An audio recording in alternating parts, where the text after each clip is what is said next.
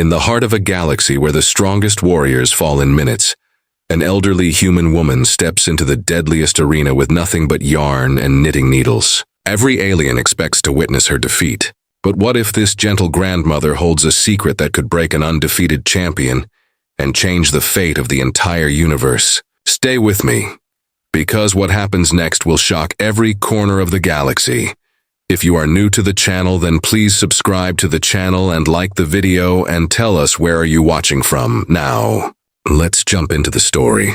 The Aurora Ring floated above Nexus Strand like a bright loop of sunrise, a place where sound traveled through light, and every seat felt close to the floor. It was famous, terrible, and beloved. Here the champion of champions met every challenger under rules older than most stars. And today, the whispers said, the new challenger would be a surprise. Admiral June Sato stood at the selection dais with a face that gave nothing away. To her left sat Arbiter Velith, whose people valued order more than air. To her right, a holofeed scroll called out odds, statistics, and names from 1,000 worlds. The crowd waited for a thunder name, a heavy name, the type that made bells shiver. Instead, the Admiral said, Mara Wren.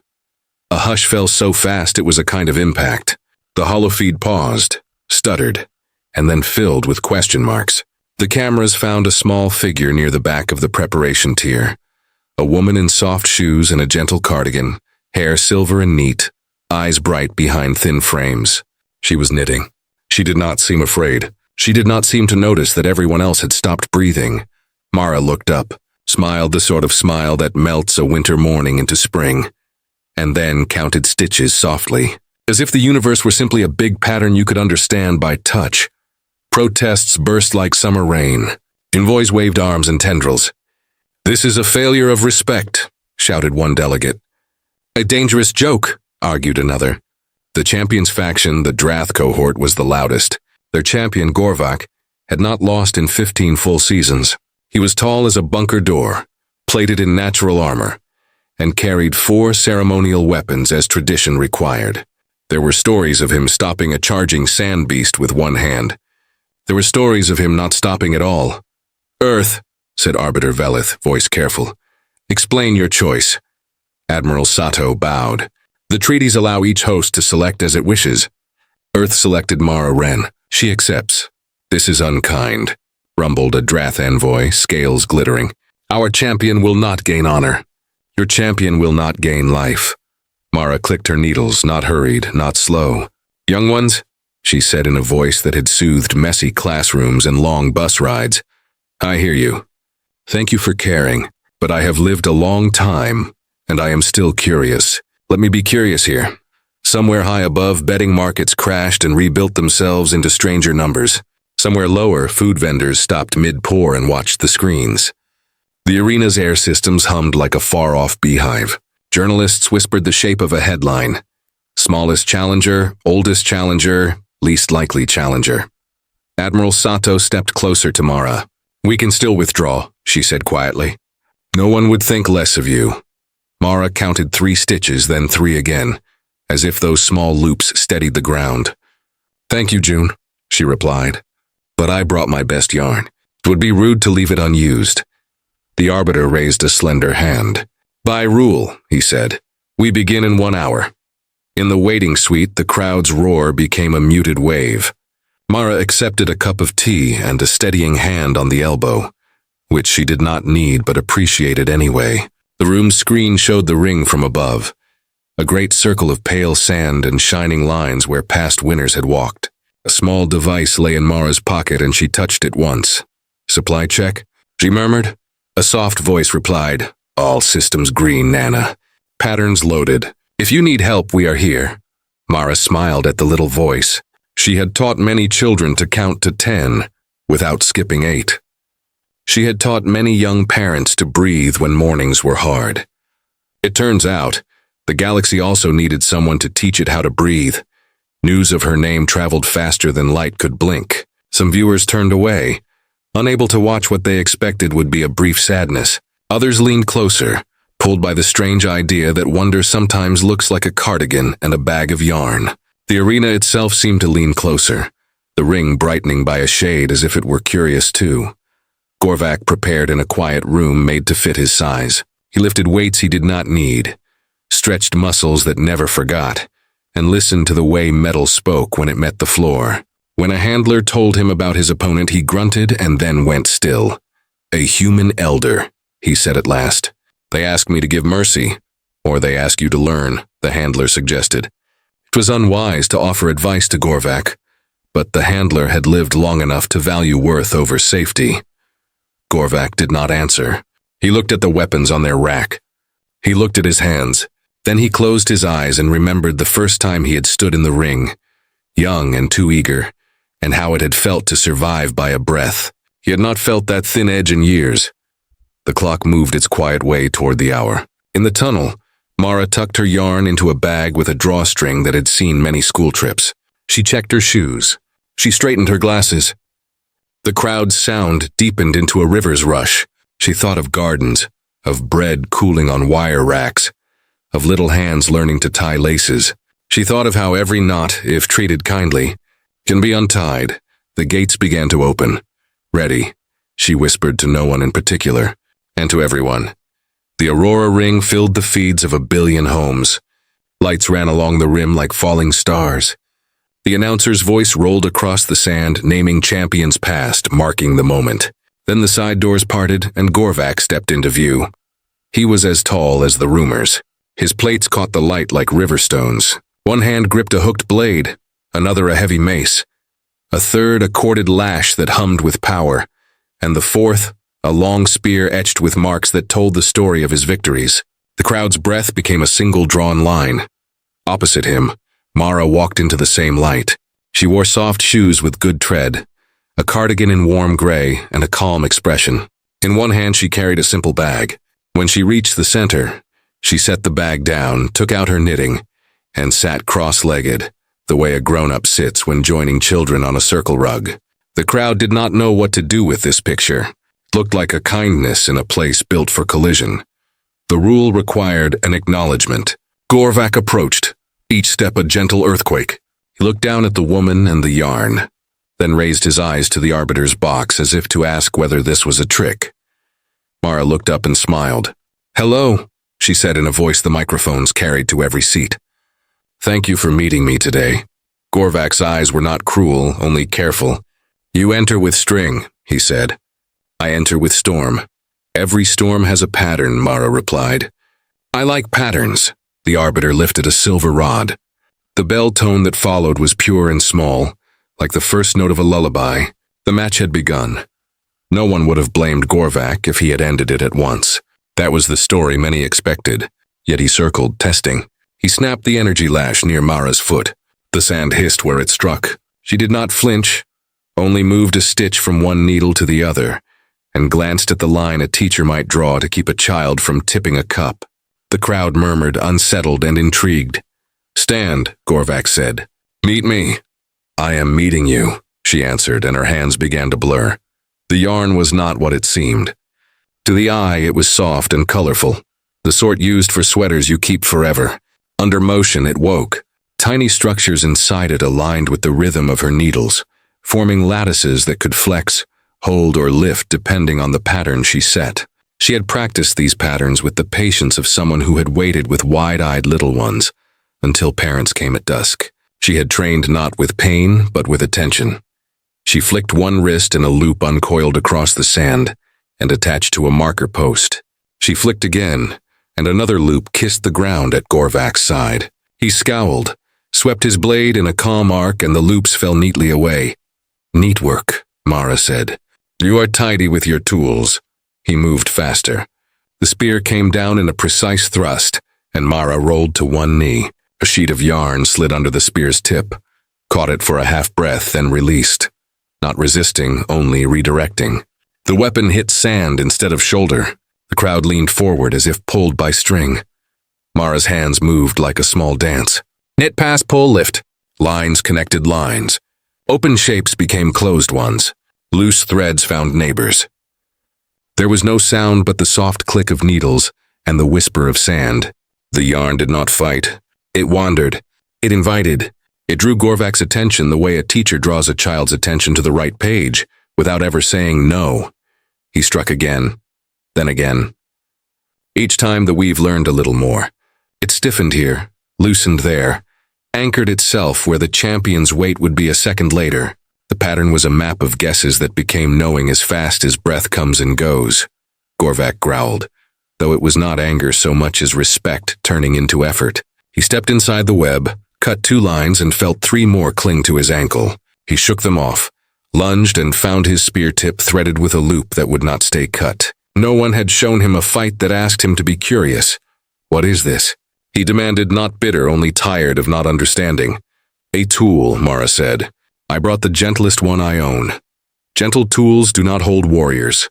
They do when they are asked kindly, she said, and tightened 3 points at once. The lash cracked medium-high, a brilliant arc of sparks. It chewed through a swath of fabric that had not been there a blink earlier. The yarn recoiled, thought, and reformed with a different stitch that layered strength in a new way.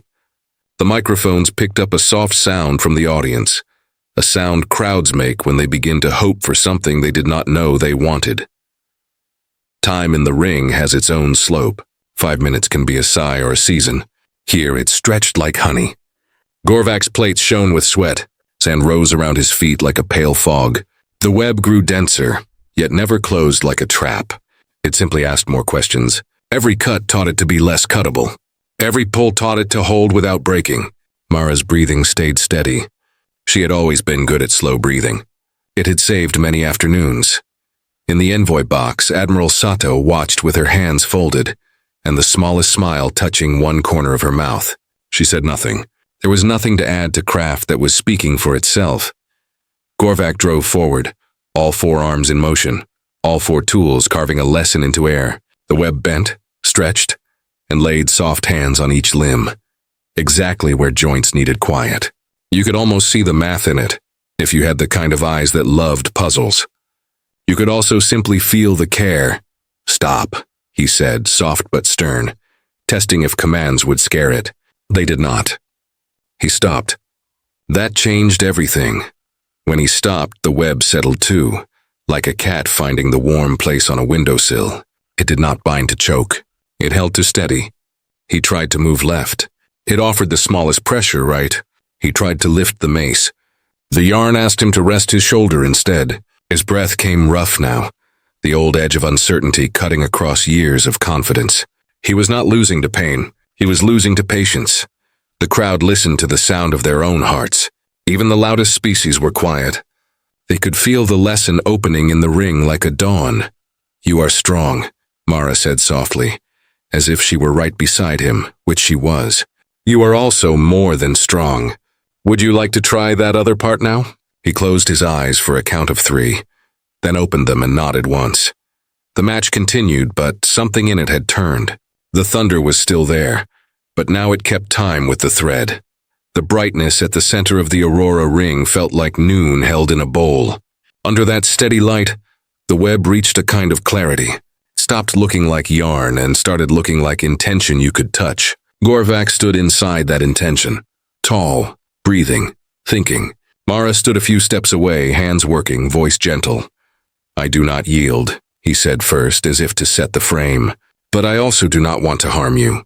We can agree on both, she replied. We can agree on many things if we try. He pulled the mace slow, testing. The yarn yielded at first, then pushed back with a tiny counter, almost playful. He tried the spear. The net shifted his elbow into an angle that saved strain. He blinked, caught off guard by a fabric that took care of his joints. He had fought machines that broke bones for practice. He had fought storms that taught only pain. This was new.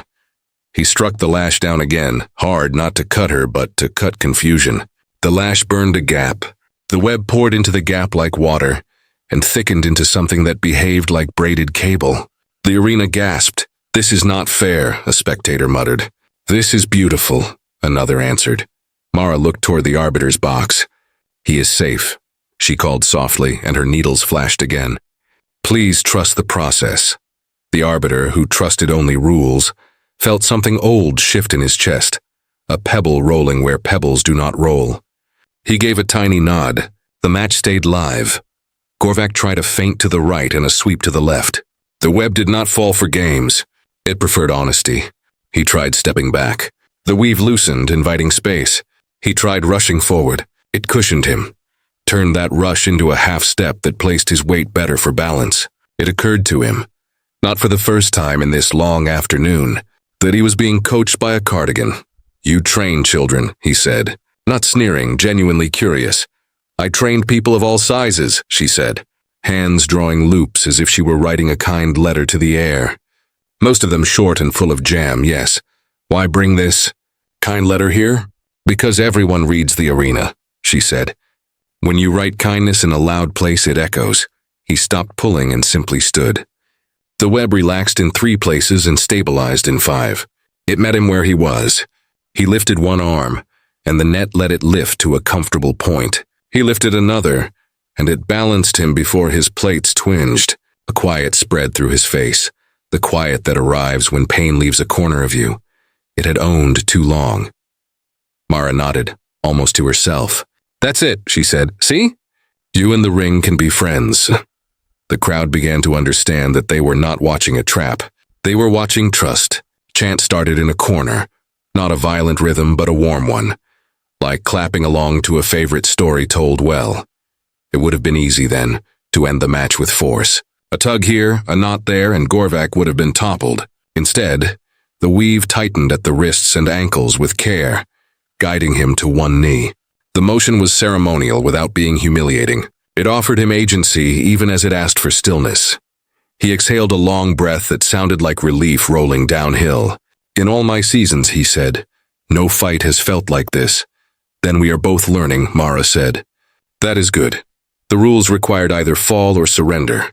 For 15 seasons, Gorvak had given neither to anyone. Pride was a tower inside him, built brick by brick, but he could feel another structure under it now. A lighter thing with windows. The arbiter stepped to the rim and raised his rod. "Champion," he said, voice level, "do you continue?" There was a full second where the whole arena felt like a held breath. On the feeds, children leaned forward. Elders leaned back, and everyone everywhere made space for a choice. Gorvak looked at his hands, at the yarn that felt like comfort, at the woman whose hands had never stopped making. He looked at the crowd that had come for thunder and found a different weather. Then he did a thing his species rarely did. "I lay down this match," he said clearly. "I choose learning." The arena did not cheer at once. It did something more surprising. It sighed in joy, the way a great city sighs when rain arrives after a long dry spell. Then the sound rose and rose into dancing noise, as every voice found applause that fit their shape. Mara moved forward and touched the weave with 2 fingers. The whole structure softened, unhooked itself from armor and sand, and returned to gentle strands that slid back into her bag. She checked his shoulder with the thoughtful press of someone who has comforted many sore muscles. "There's a spot that might complain later," she said. "Warm compress and rest." "You are not angry," he said, still measuring the shape of this new kind of ending. "There is no need," she replied. "We came to show a better way to finish a hard thing." I think we did. They stood together. He was taller by more than a meter, but in the bright wash of the ring, they looked level. He offered the hilt of his spear, not as a weapon, but as a sign of respect. She put her small hand over his large one. Cameras held the image like a jewel. Up in the envoy tier, leaders who bargained with stars found themselves recalculating everything. Strength had always drawn attention. Today, gentleness drew it farther. As they left the sand, Gorvak stopped and glanced back at the center. "I will remember this," he said softly, to the ring as much as to Mara. "So will the ring," she answered. "Places remember who we are in them." The doors closed behind them. The roar became a warm thunder that filled the halls. Interviewers waited, but the 2 of them simply walked for a while, letting their steps sink. It is a quiet kind of triumph when 2 very different people discover they can move at the same pace. In the recovery hall, cool light flowed like water over the ceiling. Medtechs did their careful work, checking pulse points and joint ranges. Gorvak sat on a bench built to hold giants and rotated his left shoulder with a thoughtful frown. Mara sat beside him, feet not quite touching the floor, and unwound a short strand that had formed a tight curl. "This jar will help," she said, handing him a small tin with a plain label. "It smells a little like winter." Rub it in slow. He lifted the lid, sniffed, and almost smiled. Winter, he agreed. My training fields were snow once, long ago. Admiral Sato arrived with council members, all polite edges and grateful words. Earth, said a counselor, has shown an approach we need to study. They offered seats on boards and committees with names that sounded like iron. Mara listened and nodded and then asked a question that surprised them. Where will the children learn? She asked. Where will the young and the very old and everyone in between practice this way of solving and caring? You cannot keep this in a locked room with long tables. It belongs in kitchens and parks and quiet corners. The room shifted as if furniture had learned to breathe. The counselors looked at each other, then at Admiral Sato, who already had a plan she had hoped to use. We propose a shared place, the Admiral said. Not a military school. A commons. All species welcome. Hands-on making beside thoughtful problem-solving. We will call it the Pattern Commons. The name felt right, even to the Arbiter, who rarely felt anything about names. Within 3 days, a working group formed. Within 3 months, a campus began to grow in a ring habitat near a gentle sun. Walls there would be covered in diagrams and quilts, in maps and music scores, in recipes and repair guides. The motto was simple: learn by making, help by sharing. Gorvak visited Mara at her guest quarters 2 dawns after the match. He knocked with care, the way a big person knocks when they want a small door to feel safe. She opened with tea already steeping, because she was the kind of host who knows what questions arrive in the morning. I want to retire from ring fighting, he said, sitting on the floor so the couch wouldn't suffer. I want to learn to teach. Could I learn your craft? Mara's face lit in a way that made the room brighter. Of course, she said. We will start with a scarf. Long work is good for thinking. His first cast-on looked like a small herd of mistakes. This delighted her. Mistakes are friendly, she said. They show you the map. He worked, tongue peeking between teeth while she told stories about gardens, buses, and the strange kindness of school hallways when a child cries and 12 others go quiet. In a week, his stitches steadied. In a month, he had made a blanket for the med bay. A year turned like a page. The Pattern Commons opened with no fireworks, only open doors and a market of ideas. Beings from many worlds learned beside each other. A small trio built a bridge from folded paper, and then built a bigger one from light alloy. A soft-voiced engineer taught a group to listen to machines without fear. A cook from the outer bands demonstrated how a stew can subdue arguments. And in the shade of a courtyard tree, Gorvak sat on a bench leading a circle called Strength That Listens. Mara took the title of honorary guide. She did not like offices. She liked hallways and benches and the corner in the library where the sun warmed the carpet. She walked the campus with a basket of yarn and a pocket full of peppermint for anyone who needed it. People stopped her to talk about patterns, about families, about how to feel less lost. She always said the same first thing. You are not alone. The Aurora ring changed too. New events joined the schedule. Creative rescue, adaptive puzzles, cooperative sprints. The traditional match remained, but its rules grew kinder. Judges counted cleverness.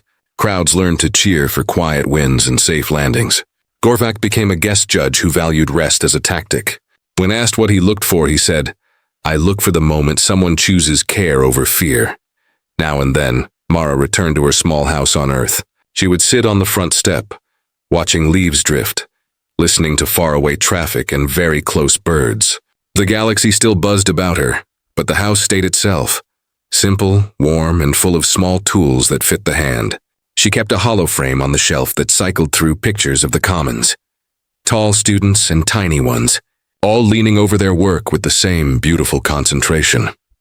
The unique thing happened on the anniversary of the match. The Pattern Commons held a quiet festival, not grand, just sweet. At the center court, a child from a far desert world stood up on a stool, held 2 big needles in careful hands and said, My teacher is Gorvak, and today I will show you how to make a circle grow.